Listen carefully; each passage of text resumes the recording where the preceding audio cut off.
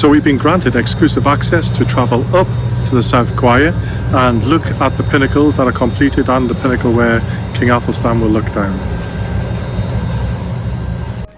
So I'm here on the roof of the South Quire with Richard Bossons, the Chief Master Mason, and we're about to see the pinnacle where the grotesque of King Athelstan will be. So we'll go past pinnacles S8 and S9 first, which have both recently been completed. And that'll give you an idea of how pinnacle S10, where Athelstan is going, will look when everything has been built up and finished.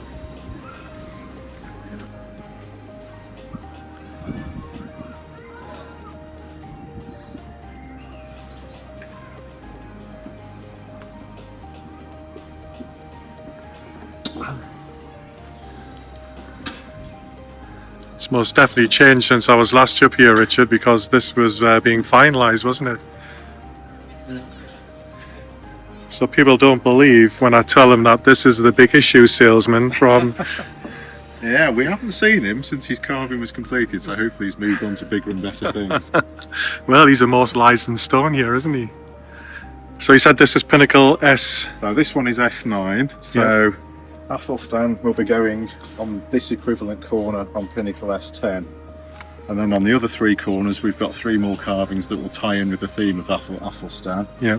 We'll have Ethelfleda, his aunt, the Queen of Mercia, who mentored him, and then we'll have Edmund the Martyr, which ties in with Athelstan, founding the Shrine of St Edmund, and then we've got a Master Mason as well, which links into going back to the charters that Athelstan was responsible for, going back to the beginnings of Freemasonry and that tie-in as well. So we've got a bit of a narrative on the pinnacle.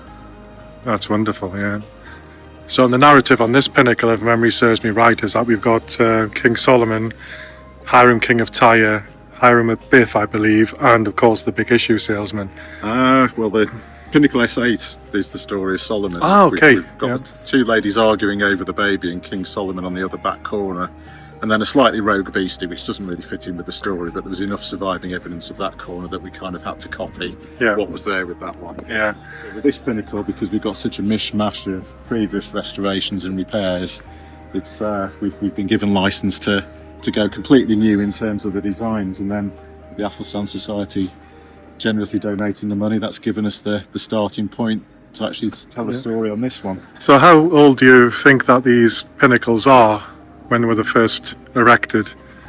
We've got surviving restoration from the 1780s on that back corner, that little stump of a figure there, and the whole of the rest of the pinnacle was a restoration done 1890 to 1905 in a completely different kind of limestone, which when we get the scaffolding up now, we're actually replacing all of this Ketton limestone with magnesium limestone, which is what the building should be made of. Yeah.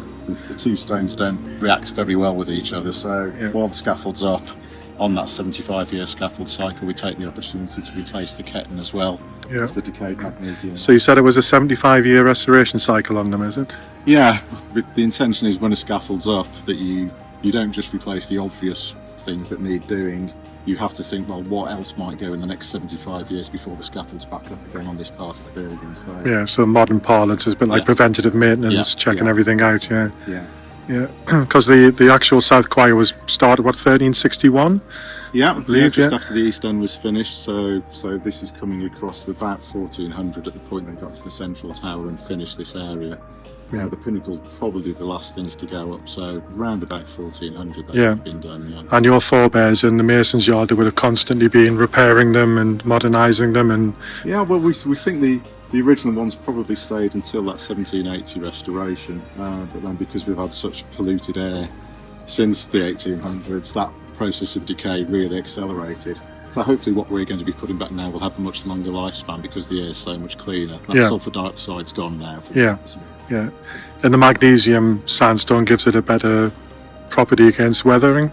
It's got its inherent faults with the sulphur dioxide. It was particularly prone to erosion, but as a stone, it's absolutely fantastic stuff to work. You can, as we'll hopefully see later in the workshop with the model and the maquette there, you'll be able to see the level of detail it's possible to get in magnesium limestone that you can't really in any other limestone. Yeah, I always find it fascinating because obviously it's the third time I've been up here on the South Quire roof, is how much detail goes into places where people can't actually see it. Yeah. And now that's obviously a master mason stone cutting idea. Yeah, I mean, the building does tend to get more decorative the higher you go. Whether that's a reference to getting closer to God, we're not quite sure. But yeah, certainly the bottom 30 feet of the building, which is what's in eyesight, is really quite plain. Yeah, It's mostly just walling. Yeah. Because I notice all of the tracery, of course, on the pinnacles, and they look to have a uniform design. Or has each pinnacle got the same design? They've all got very slightly different leaves. Yeah. So again, that's the genius of the design, really. You can look at a lot of Victorian Gothic work and it's technically brilliant, but because it's done exactly the same, that repetition, it can look a little bit dead compared to the medieval work. So they deliberately introduce these subtle variations in the forms of the carving. So from a distance, it looks of a piece, but those little changes in proportion and design, they're just more pleasing to the eye. Yeah. So, with your expertise and experience as a mason on the site here in York Minster, can you tell or distinguish individual masons' work from back in the 18th century? You can with some of the carvings, yeah. I mean, so where it survives in better condition on the inside of the building, you can see those different hands a bit more clearly. And that's what we use for reference as well when we're replacing carvings on the outside of the building that might have completely gone beyond repair. We try and look at the equivalent building phase on the inside of the building where you've got surviving evidence. So we're always trying to work from the surviving fabric as far as possible. Yeah, assuming there wasn't any plans laid down that have survived into modernity. Not that far back, no. The most recent drawings and templates we've got go back to Victorian restorations, 1820s, 1840s. Yeah, but you can see the grotesque are quite worn. Yeah. And where would you say that the Athelstan grotesque is going to be there? Athelstan will be on this corner here. Yeah. Facing out towards the south piazza. Yeah, of course he's facing south, of course, which was his kingdom, and he eventually became the king of Northumbria, and hence we have the first king of all the English in England. And I think it's only fitting that he does look down from York, a city he captured in 927 AD, would you believe, and had to recapture it in 934. And finally he gets to look down on his conquest 1,100 odd years later. Thanks to you, of course. Yeah. Well, no, thanks to you. I mean, without the funding, we couldn't do the work. I mean, most other buildings, it's this level of time-consuming decorative work that doesn't get replaced because it's the most expensive work to do. Yeah. But it's amazing, the actual erosion on that grotesque. It's incredible. Did you have any idea what it looked like? It looks like a flying... Yeah, it would have been some kind of winged beast originally. Yeah.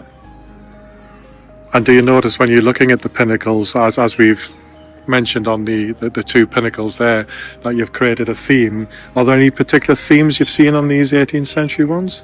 No, whether the winged beasts have got a significance, we don't really know. I think it's just people trying to copy what was left of what was done previously. So quite a lot of the medieval carvings again are winged grotesques. Yeah. An amalgamation of several different animals all stuck together. Yeah, it definitely is. And this hole here, is that just a missing piece of stone? It was a little bit of archaeology work just to see if the stones actually joined together in the middle or if there was a core of the pinnacle, just to inform the setting out work for doing the replacement. So, that's right. So we're trying to do like for like. All the jointing patterns will be done as they were done previously. Yeah.